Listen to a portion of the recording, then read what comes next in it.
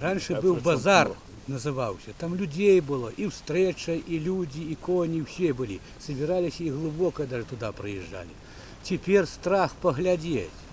Уступленне ў сілу прэзідэнцкага указа номер 222 адчуваецца і ў глыбокім. Пасля Новага года глыбоцкі рынок па нядзелях амаль пусты. А сюды ж прыязджалі прадпрымальнікі і пакупнікі не толькі з глыбока, але і з усяго наваколля. Людзі хадзілі на рынок не толькі, каб нешта купіць, але і каб проста сустрэць знаёмых, паразмаўляць. Дрэнна, конечно, дрэнна. Не сходить, не купить, не поболтать. Ну, знаете, будем говорить, что и не очень добро для народа.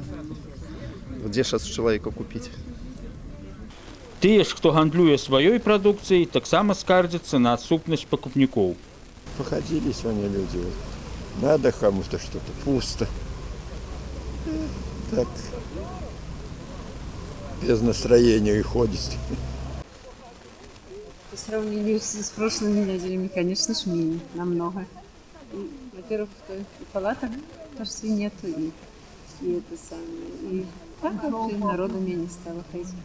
Ад Новага года гандляры павінны мець сертыфікаты на свой тавар.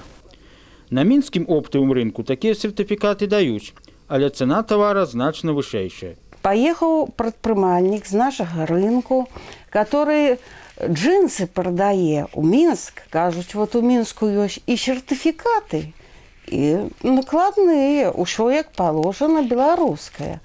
А лишь отбывается цуд.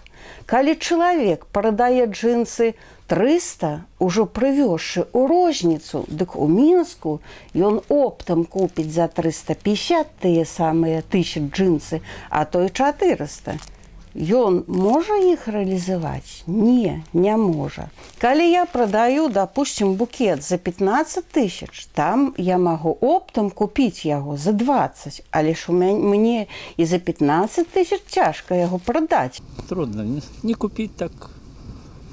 А там дорого универмагов, и то закрытые эти ларьки предпринимателей.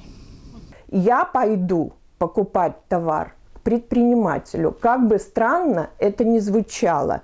Я вижу, что они достигли определенного уровня, они разбираются во многом, предприниматели, они знают уже рынок, знают, что привозить, что и как, причем культурно предлагать своему покупателю.